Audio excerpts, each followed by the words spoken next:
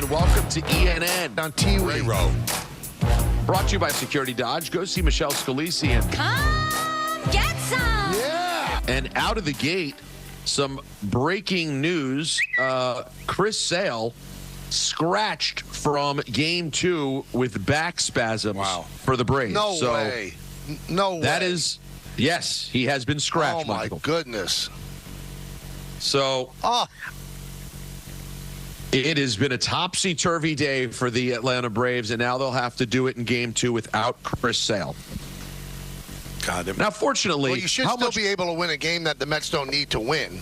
I was about to say, I mean? do the Mets care at all about this game? I mean, Well, I mean, it does choose who they play.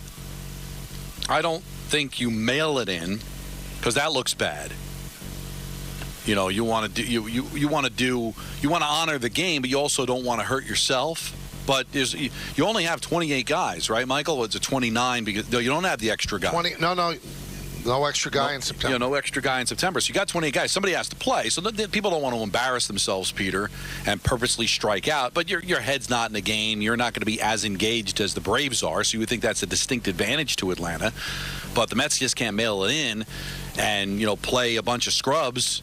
They've got to play. There'll be guys that'll get a rest, but they're all major leaguers. They're all guys that were on the roster. They're all guys that are part of the team. So let's start off, ENN, please, by saying good evening to Michael and Don. Who takes things personally like you? I do. Let's say good evening to Don. Oh, yeah! 3, 1. Let's say good evening to myself. Excuse me, sir. Are you poor? Also, let's hear a voice sample from last week's guest on the show, Justin Pugh. I do love my Giants fans out there. And let's hear the voice of Justin Tuck. I love the game of football. They don't sound similar, Michael. No, they don't. They don't. Oh. I guess we'll get into this a little later on unless you want to get into it now. Oh, no. I mean, there was just an article that came out over the weekend that, in talking about why we were hacks, talked about our interview last week with Justin Tuck. But, of course, we didn't interview Justin Tuck last week. We interviewed Justin Pugh. And the article was by Phil Mushnick. right. And Phil's big complaint, which I don't even get. No. I mean, I understand some of the hills he dies on. He has a problem with us putting on ESPN personalities, calling us shills. Moron. Anyway, the interesting part is those are the guests that we are able to get easily, and we hardly ever mention the connection, like with Scott Van Pelt. Boom. Monday Night Football tonight. That's it. And then we pick his brain about other stuff. But even if it was like, we are an ESPN vehicle. And if we are forced, which we never are, to actually promote an ESPN show, so what? So what? Yeah, it's weird. It's a weird hill to die on.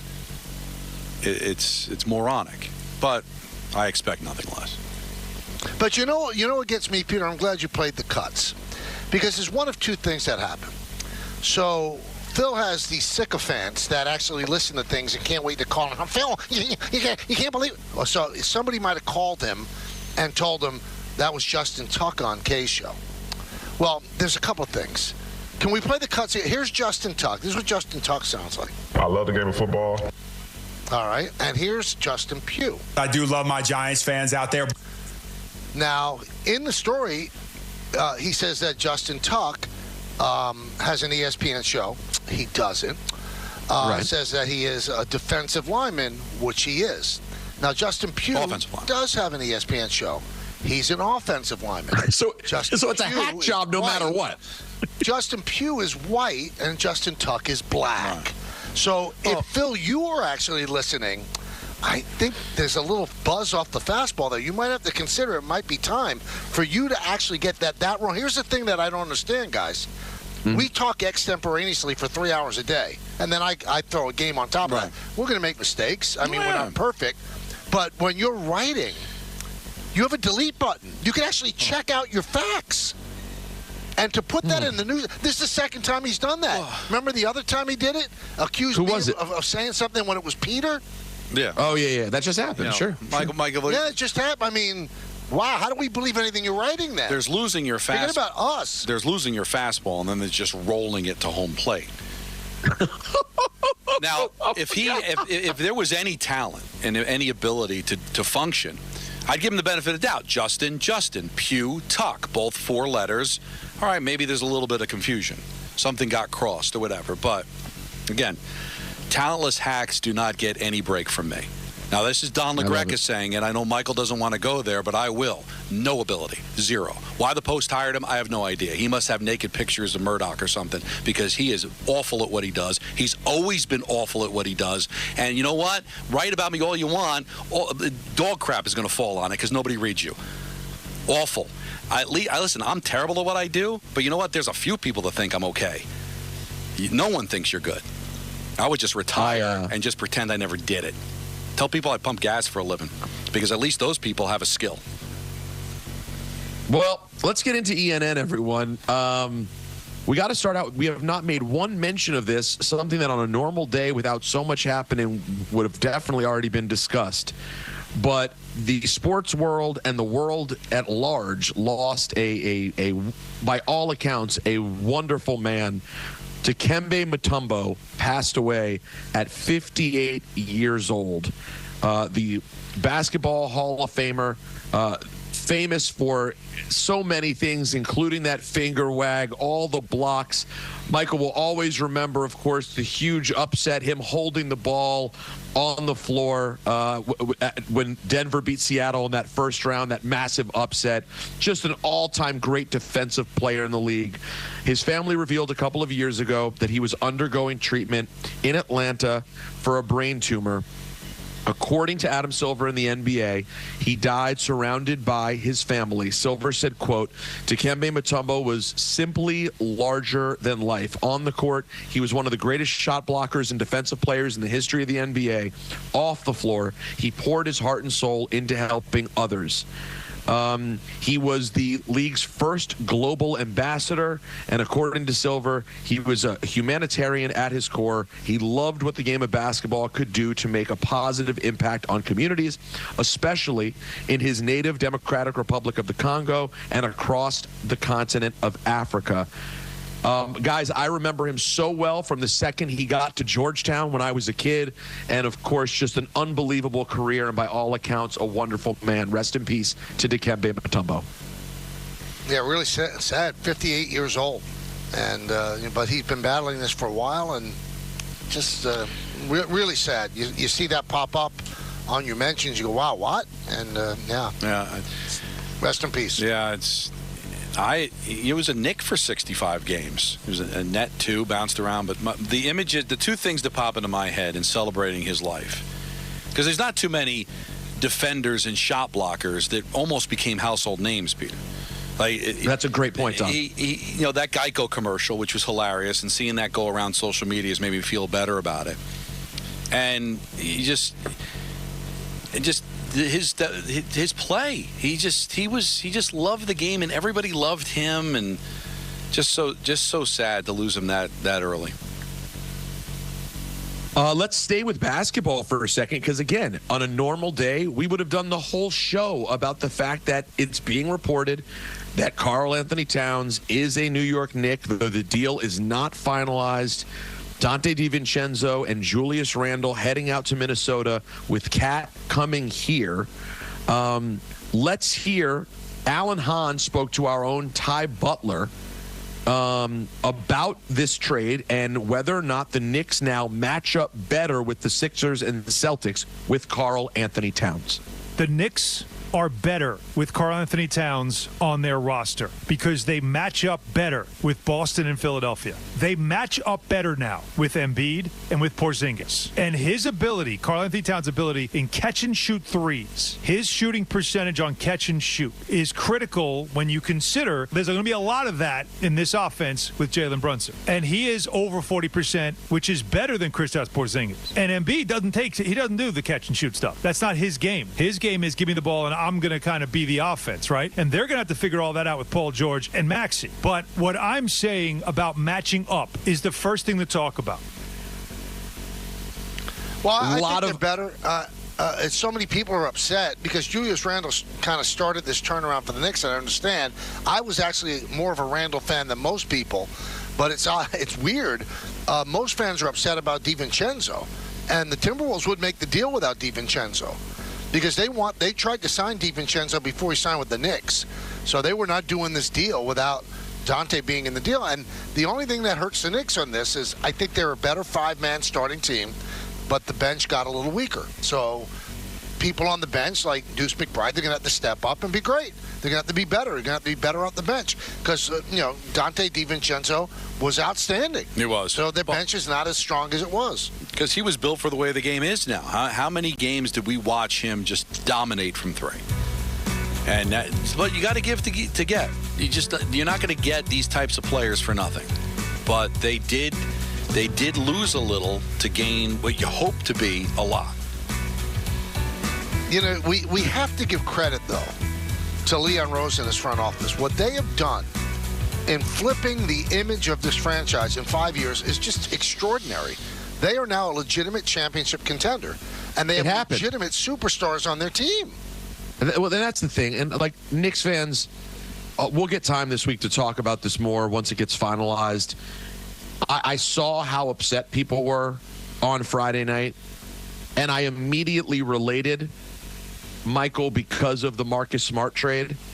And obviously very different roles, but sort of similar in that Julius Randle and Dante are kind of heart and soul guys to this team. I think the Dante part is interesting because he's part of the Nova kids, and like no one wanted that to get broken up.